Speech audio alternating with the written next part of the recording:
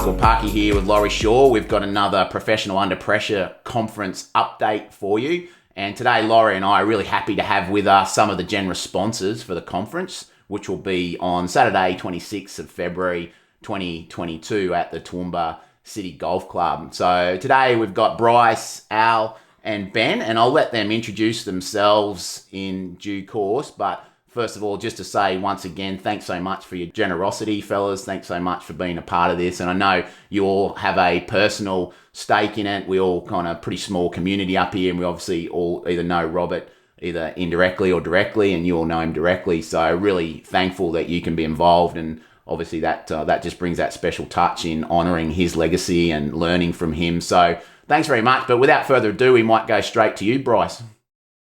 Thank you very much, Adrian. Look, I'd like to start off by introducing myself. I'm Bryce Small, and I run Iowa Aviation across Australia. We're an aviation fuel company, essentially, where we supply fuel to airports, and also we supply fuel to a lot of the aviation farmers, cattle musterers, properties all around Queensland and New South Wales, Victoria, South Australia, Northern Territory.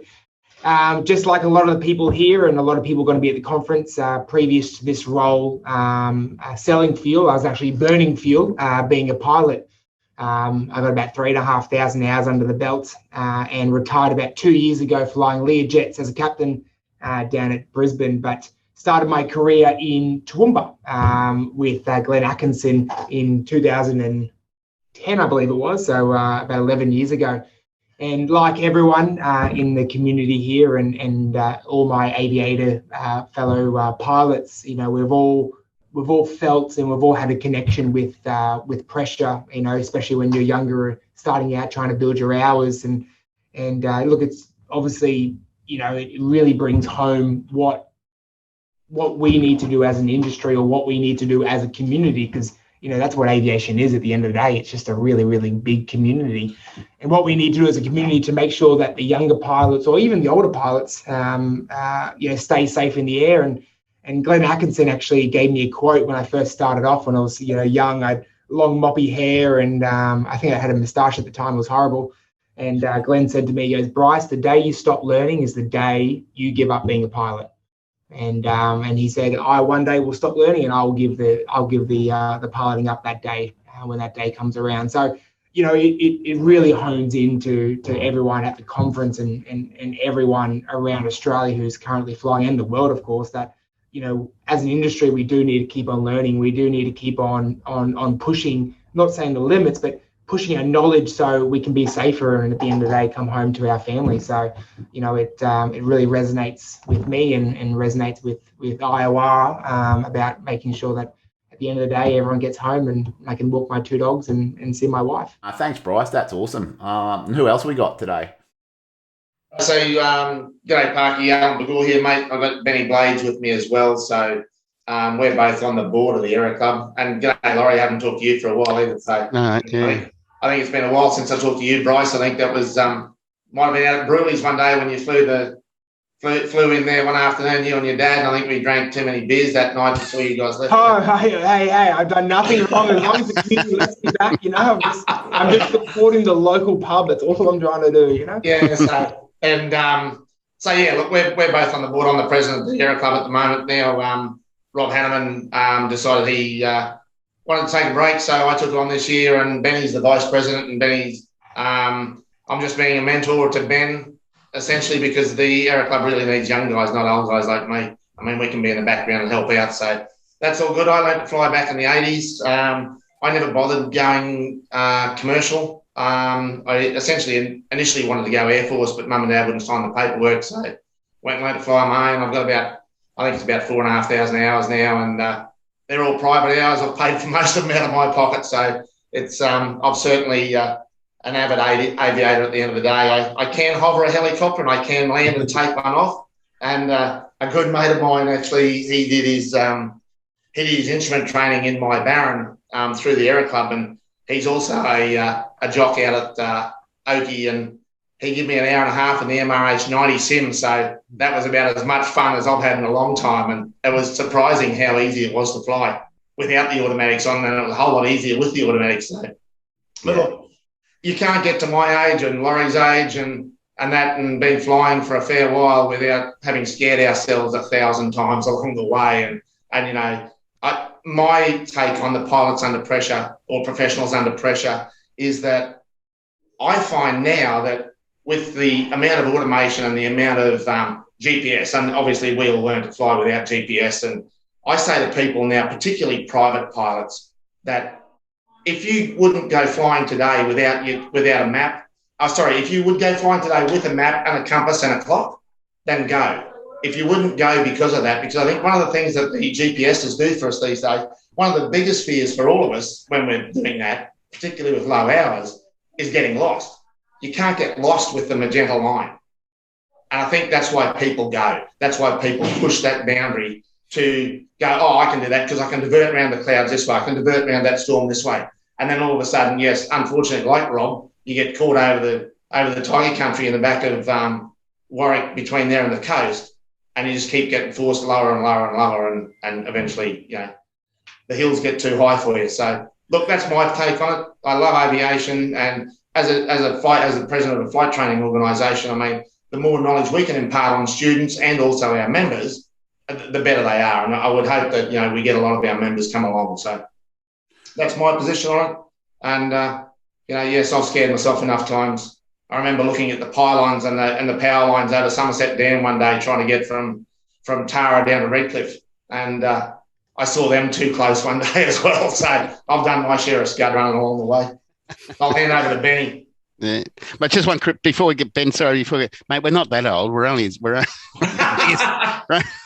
young as we feel. That's right, mate. That's exactly right. And I love it. You know, and you know, I'm fortunate enough also to own a couple of aeroplanes, and you know, from a private owner perspective, I don't think there's too many better aeroplanes than a Baron to be able to fly around in when you want to do it. So they're a bit like the Ferrari of the sky, in my opinion, for light twins. They are, absolutely. Yeah, got a few hours of hours there. Yeah, sorry to interrupt there. Thanks very much, Alan. No worries at all. Yeah. No, I think it's... Sorry, just really quick. It's a really good point, is that we have all been there and all been under that pressure. I can completely empathise, Al, with being down in the border ranges and being stuck up some valley wondering what's going to happen next. And then, you know, I get to live and talk about it. And I guess that's what we want to talk about, is those decisive moments. And why do we push on? Like, why do we do that? And we've all done it, and maybe understanding a little bit of the neuroscience behind that, but also just some of our humanity and just some common sense stuff as well. So, yeah, thanks for that. That's really good. I think one of the things also, I mean, flying is a confidence game, right? I mean, if you don't have confidence, you don't do it. But the only way you gain confidence and confidence is to push yourself. It's knowing when to not push that extra inch today. Yeah, and that's it. And that's where, in a sense, the magic happens, or the disaster happens, isn't it? 99% of the time we probably make the right D, but why is it sometimes we just keep pushing? And it's not just flying, it's in general life as well. But Laurie, I think you're going to talk to Ben or something. Oh, no, I was just going to introduce Ben, mate. Yeah, start the flick. G'day, mate. It's good to see you. Parky, Pricey. So yeah, as Alan said, I'm sort of Al's right-hand man at the moment, the vice president on the Aero Club board here. Currently a pilot out of Toowoomba here. I fly King Airs for Easternwell. Been with them for about 3 years now. I've been fortunate enough to be heavily involved in the aviation industry in the last 10 years. Started out initially as an aircraft engineer. Got qualified as an avionics technician. Don't hold that against me. I'm not one of those strange coneheads. You're a good one, mate. You diagnosed my problem. Well, not my personal problem, but my AHA's problem. I'm glad you elaborated, Laurie. I was wondering. So I've been fortunate enough to work on both fixed wing and rotary wing. Did quite a few years down at Lifelight, working on Parky's machines on the 412s and the 139s. Before, as I'm readily always reminded, that I cut half my brain out and thought, I'm going to go have a go at flying. So I've been flying now full time for 4 or 5 years now. So I've got about 3,500 hours of experience now in King Airs and Chieftains and whatnot. I was fortunate enough to know Rob Dull quite well. Met him through the board, and also I worked very closely with his son Jamie down at Approved. And through Jamie, I've got to know Nathan very well as well. Him and I have actually flown together a little bit as well. Yeah, I feel it's pretty appropriate to sort of get involved in the organisation and sort of get the word out there a bit, because it hit fairly close to home a little while back when Rob had his incident. So any chance we get, I'd really like to install that back into the aviation industry, especially the younger peers. I think it's definitely a big thing that we don't get enough light on at the moment.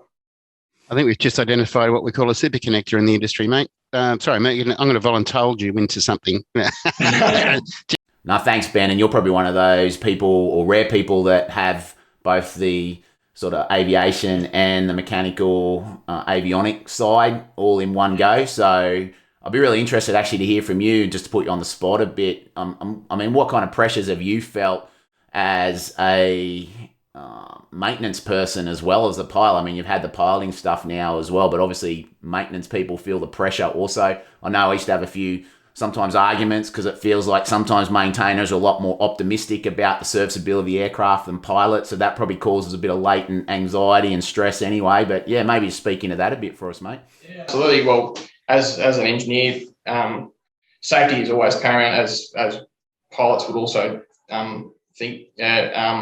That's always our first priority, isn't it, as aircraft engineers, especially here in Toowoomba. When it comes to avionics, as you know, Parky, we get some pretty ordinary weather around here. And it's not unusual. It's a fairly common occurrence to have an aircraft or a helicopter out of here early in the morning. And you want to have the reliability and the confidence in your engineer to get to strap into your airplane or strap into your helicopter and roll down the runway at 100 knots and pull up straight into the cloud and have that confidence in the gear that you've got in front of you and know that you're going to make it through it. Yeah. And actually, I was a bit interested to learn a while ago. We had an incident at a previous company, and we were talking to the engineers about it. And the first thing they worried about was, "Oh man, I hope we've done everything up properly. I hope we've done everything we need to." And as it turned out, they had. But it wasn't something I'd really thought about in the past. I'm probably a bit selfish as a pilot, but you often have a lot of those sort of stressors as well when something does go wrong, because these machines are very complex. And what I find amazing is that 99% of the time, it's all done really well. It's just now and again when something can go wrong. So, to cut through a quick funny story and Benny, it is about Benny and myself. So, and don't worry, there's no alcohol involved. It's an aviation story. Okay, so you can edit all that. Well, you're in the right place with our HIMS representative over here. No, it was actually funny one day. We talk about the relationship between a mechanic or an aviator, or a pilot, sorry, and then the people who look after the aircraft. And we were very fortunate within Iowa to have a company aircraft. It was a Cessna Conquest. And Ben was, during his avionics career, very fortunate to update all my avionics with a Garmin G600 and a 750, 650 system. Anyway, it's first couple of flights in the aircraft, and I'm just checking it all out, making sure it all works just fine. And there's a circuit breaker. And on the circuit breaker above, it says, "Keep alive." Like, no, it doesn't say whatever it is. It says, "Keep alive." And I sent Benny a picture, said, "What does this do?" And Ben goes, "Just don't pull that one out."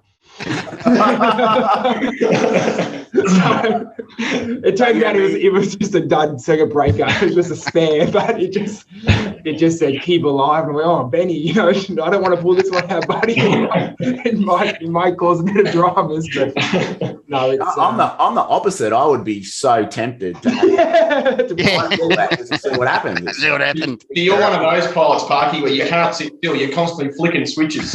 Yeah, no, I am. But I'm pretty sure I would have been given some sort of drug as a kid because I was so. Yeah. Well, thanks everyone. And what we'll do now is we'll just hear from Laurie. He's going to ask a few questions about why you're all involved. So over to you, Laurie. Thanks, Ryan. Lucky. Just one question for each of the guys, actually, mate. Bryce, lovely to hear from you, and lovely to meet you too as well, mate. And thank you very much for your kind and generous support. It's great hearing your background. It's the first time I've actually met you over the screen, and looking forward to meeting you on the 26th of Feb. Just want to make one quick point about community. This is what this conference is all about in my mind. It's Toowoomba airfield. It's a community in itself. I've been in the airline industry for 36 years now, but been in the industry itself for nearly 40. And in the airline industry, it is all about community. We can't really say family, but oftentimes I refer to family as well. But it's the same outside of the airline industry. You look at a community around an airfield, and I grew up in the Toowoomba airfield community, so it's got a close connection for me as well. Meeting wonderful people like yourselves, and that sense of community is still strong, which is what all this is about. So that's leading into my only question is really what sort of prompted you to become involved in this initiative?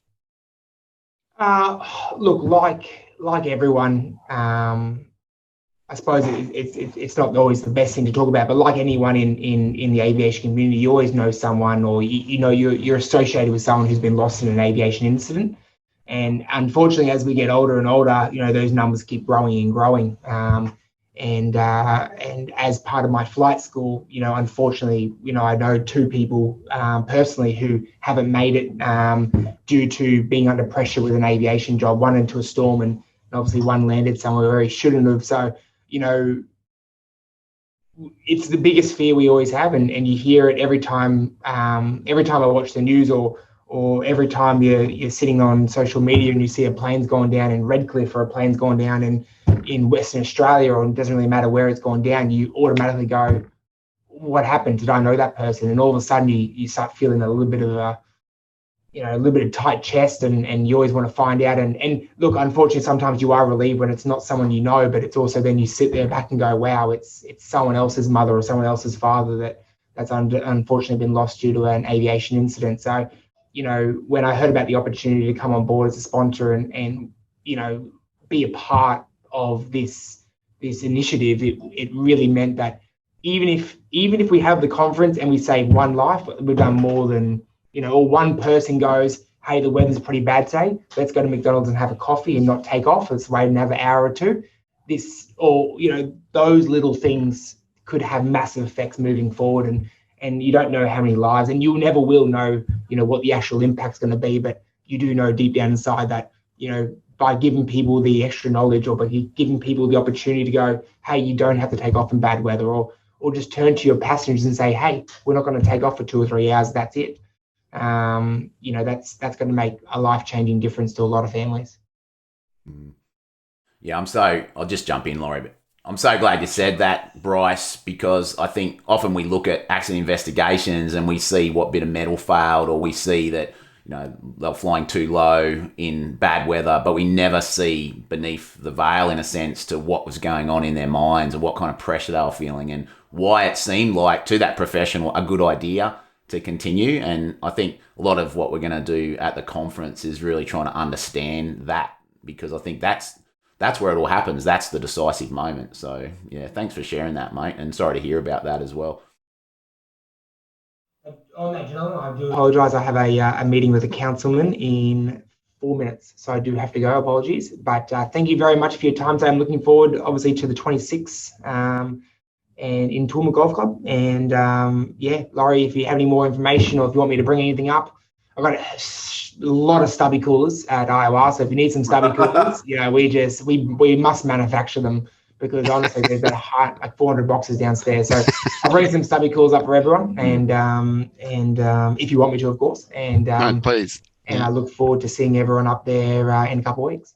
Yeah, awesome, mate. That'd be great. Looking forward to buying a beer at the or 2 or I'm at the end of the day. So. Hey, I know what you've heard about me. Whatever Ben said, don't listen to him, brother. I'm pretty good. Thanks as well, Bryce. And yeah, and just so everyone knows, on the day we've spaced it out, so there's plenty of time to chat, have coffee, and definitely have some beers at the end. But thanks, Bryce. No problems. Thank you very much, gentlemen. Yeah, thanks, Bryce. No worries, mate. I was just going to make a comment too on Bryce brought up 2 really good points there, mate. One was about Bryce didn't actually say the word resilience, but when we talk about aircraft crashes and so forth, I don't know if you want to record this bit or not, but I'll just a bit of a comment. All the work I've done with ambulance, and or more specifically the paramedics over the years in setting up peer support programs, the first thing I used to say to the ambos was, these guys go to trauma all the time. They're exposed to this trauma. And it was pointed out to me, and therefore they need all this stuff. They need to understand, because, that they could be vulnerable with all this trauma. I couldn't have been more mistaken, because the head of the director of staff support at Queensland Ambulance, particularly who I do a lot of work with.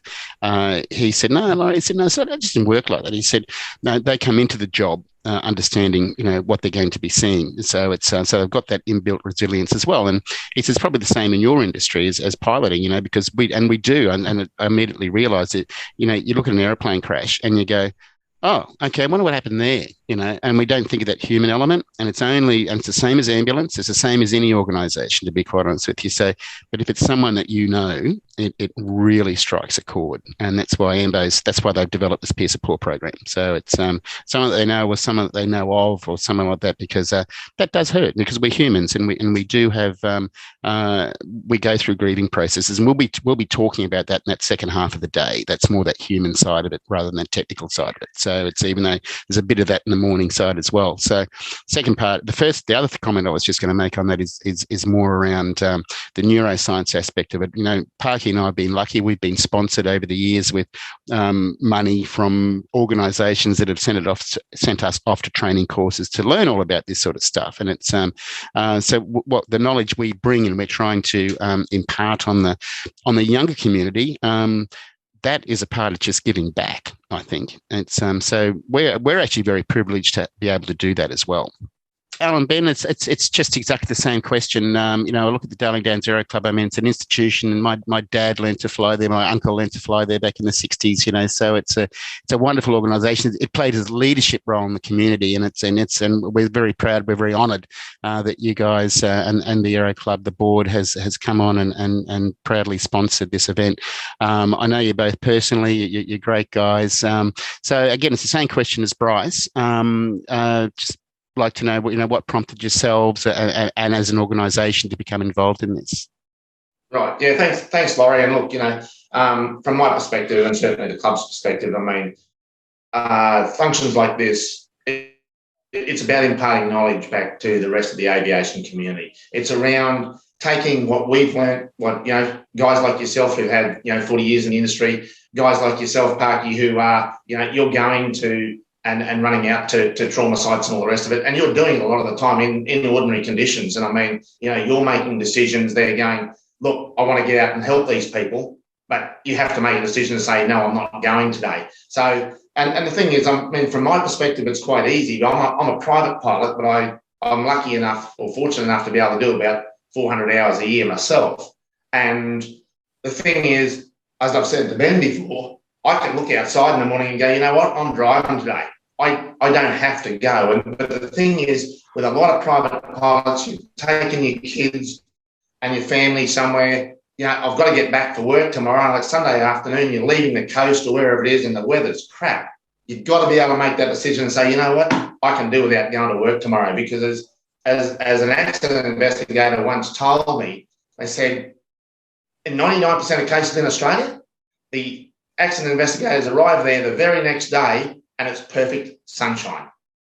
And in Australia, we're very fortunate. We don't have a lot of bad weather unless you live down in Victoria somewhere where it's probably pretty ordinary through the winter and stuff like that. But in Queensland, as a general rule, the next day is perfect flying conditions. So my part on this is impart as much of the knowledge that we've gained personally and also from a club perspective back to our students, to our members, to try and make sure that we can do everything we can to prevent things like Rob's accident happening. So, and I'll hand over to Ben. I'd just like to reiterate what Alan said. I find this a pretty personal sort of conference with the history that I've got within the club and within the members, especially Rob Darling. Just to name one of the many that we all know that over the past have had an accident or incident, who may or may not have walked away from it too. Parky, you touched on it before about going to an accident site or seeing a crash, and having an investigator being able to go through the wreckage and pull apart the aeroplane or the helicopter, and they can determine nowadays with modern technology that what part of the aircraft failed, what part let go, what part let the aircraft down or the helicopter down. But even now to this day, we still, even with cockpit voice recorders and flight data recorders, we still don't know what goes through a pilot's head at that very last moment, or the previous 30 minutes, that last moment. So to be able to install that information to people like yourself, Laurie, Adrian, Al, myself, and Bryce, we've possibly been in scenarios where we've gone, yeah, no, we probably shouldn't be here. To be able to give that information, to give that feedback out to the other peers, to the younger pilots coming through, to sort of brief them on experiences that we've had, I think is a pretty big thing. It's not one that everyone talks about. It's not a certain thing that many people talk about at all. We talk about our community here at Toowoomba. It's not just here at Toowoomba. It's a global thing. It happens all around the world. You see on the news. Only happened last week. There was a control flight in a train over in the US. A very experienced lead pilot, got the airplane slow, and he just pushed the limits that little bit too far, and that was all over in 30 seconds. So I guess I just would like to get that information out there more. Yeah. Mate, I was just going to say that great takeaways there, Ben. Thanks very much, mate, because you touched on a couple of things there, and I thought about culture, because this is exactly what we're doing. We're building culture, and there's so many different definitions of culture. Parky and I talk about this sort of thing all the time, especially with organisations. When we talk about organisations, we're talking about airline organisations or big companies that we've worked with in the past. But when we talk about the broader community, I mentioned it before about that Toowoomba Airfield being a community. It's actually a family, because everybody knows everyone, and they they look after each other and everything. But when we come to the grieving process, and again, it's something we'll be talking about in depth in the afternoon session, is that we're not really given the tools on how to work that, or how to process that. We feel uncomfortable. So that's the human side of it. In the afternoon, we'll be talking about it, and I think that's something we need to bring out more together in the community, or the family community, or whatever you want to call it. In that space. But when we talk about culture, there's many definitions for culture, but I like to look at the three skill sets that you need for culture. We're talking about building safety, which this conference we are going to be doing, and we're building safety within the community. We're able to talk about this. The second part is sharing the vulnerability, and you've actually you touched on that. Which was great, and we will all be sharing. Now, people think of vulnerability as being weak and all that sort of stuff, but if anyone follows Brené Brown, they know it's exactly the opposite, and it's something that we've got to build into the narrative, or build into the culture, if you want to use that word as well, in our industry, because and we've just been talking with Kate Manderson before about she's a principal medical officer at CASA, on mental health, and changing that narrative, changing the understanding of all this sort of stuff. But once you've got that, you've built the safety and you've shared the vulnerability. Hey, this has happened to us, and it has in our careers. Then you can move forward with a common purpose, and that's that set of relationships you're building. So that's all about culture, and I see this with our Kiwi friends over in New Zealand. They're doing this. It's much smaller over there, so it's easier. What we're doing here in Toowoomba on the 26th will hopefully create that bit of a spark that will. I mentioned that word before about super connector as yourself, and sort of half joking about that. But guys like yourself, Ben, are the super connectors in the industry. You're out there. You have a really good understanding of all this. You're that next generation. So it doesn't make me and Alan that old either, by the way. But you know what I mean. So this knowledge and understanding is, and if we start talking about this now, bring it into the culture of into the narrative, into the culture of the industry, of our profession moving forward, I think we'll be better off for it. Yeah, absolutely. I think Laurie, we've made this age. They're still to get there. That's right. No substitute for experience.